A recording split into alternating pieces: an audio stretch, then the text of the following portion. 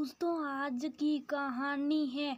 बहुत अपना बच्चा तुमसे संभलता नहीं है और इसका दोष मेरे सर पर डाल रही हो। दोस्तों, कहानी शुरू करने से पहले अगर हमारे चैनल को सब्सक्राइब नहीं किया हो तो कर लीजिए ताकि आपके पास पहुंचे हर नया वीडियो। बंटी बेटा, मैं कह रही हूँ दूध पी लो। दूध शरीर के लिए बहुत अच्छा होता है, इससे तुम्हारी हड्डियाँ मजबूत होगी। तुम क्रिकेट खेलना चाहते हो न, तो ये दूध तुम्हारी बहुत मदद करेगा। जिद मत करो बेटा, दूध पी लो। एक तो गलती करते हो, ऊपर से मुंह फुलाते हो।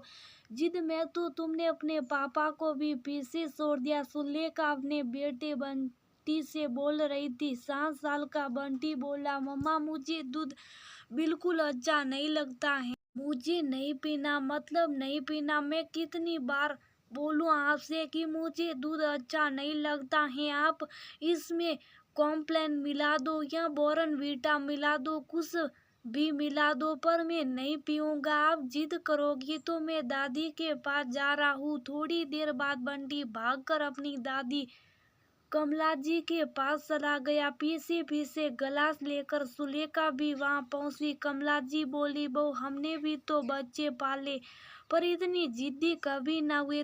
तुमने इसे बहुत जिद्दी बना दिया है। सुलेखा बहुत हैरान होकर बोली, मम्मी जी पहले जब ये गलती करता था और जब मैं इसे बोलती तब तो आप मुझ पर चिल्लाती थी। आज जब ये इतना जिद्दी हो गया है तो इसके लिए आप मुझे दोषी ठहरा रही हैं। ये कैसी बात हुई?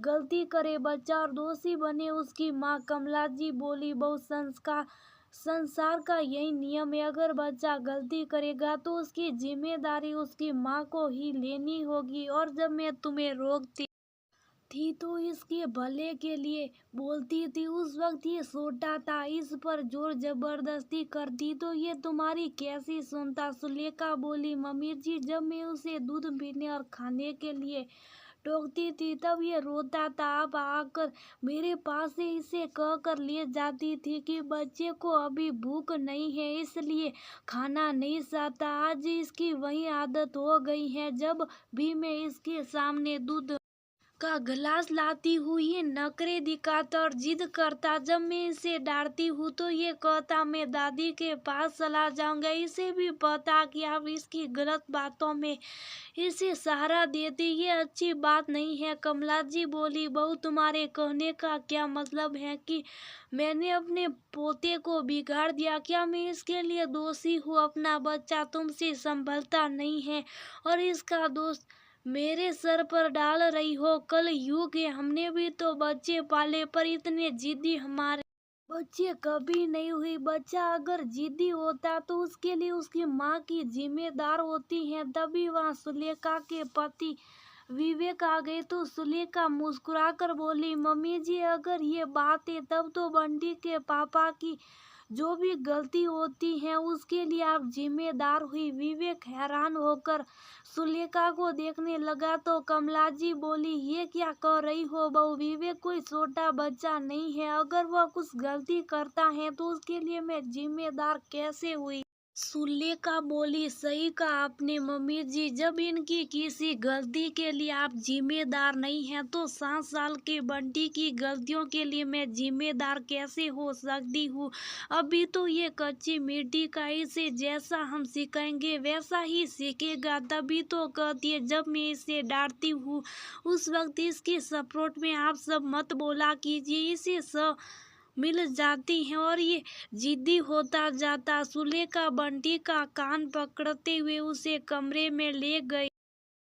दूर बैठे विवेक के पिता भानु प्रताप जी ये सब सुन रहे थे और देख भी रहे थे। वो अपनी पत्नी से बोले, कमला बहू सही कह रही हैं। पोते के लिए तुम्हारा प्यार मैं समझ सकता, पर जब बार बार उसकी माँ उसे समझाती है तो तुम बीच में मत बोला करो। कमला जी बोली, वो छोटा बच्चा है, बच्चे जिद नहीं करेंगे तो क्या हम करेंगे? भानु प्रताप जी बोले, यही कारण है वो इतना जिद्दी हो गया और कभी अपनी माँ की नहीं सुनता। अगर वह तुम्हें इतना ही प्यार करता है तो तुम्हारी बात क्यों नहीं सुनता है? जब कभी तुम दूध का गिलास लेकर जाती हो तुम्हें बेला फुसलाकर वह भाग जाता। बच्चे को उसकी माँ से बेहतर और कौन समझ सकता। बहू को उसे अपने तरीके से संभालने दो।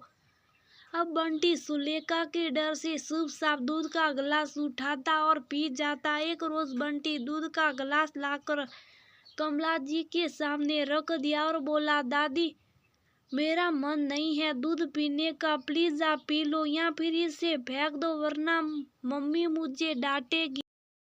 कमला जी बोली, नहीं नहीं, तुम्हारी माँ से मुझे भी डर लगता। तुम अगर क्रिकेट खेलना चाहते हो तो दूध जल्दी जल्दी से गटक जाओ वरना जब सके मारोगे तो हड्डियां से कट कट आवाज जाएगी और फिर ना तो मैं भी तुम्हें बचा पाऊंगी। बंटी बोला, तो क्या मुझे ये दूध पीना पड़ेगा?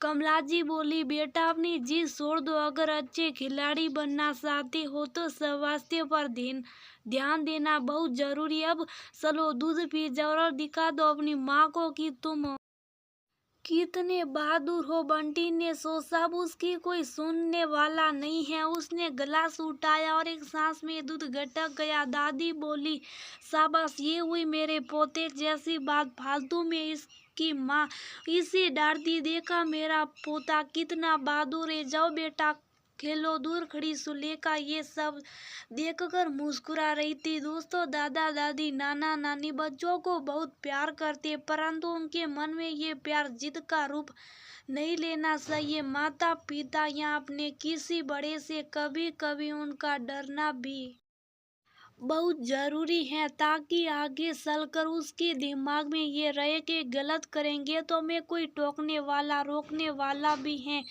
बच्चों को प्यार करे, परंतु इतना नहीं कि वे जिद्दी बन जाए और सवाल आपकी परवरिश पर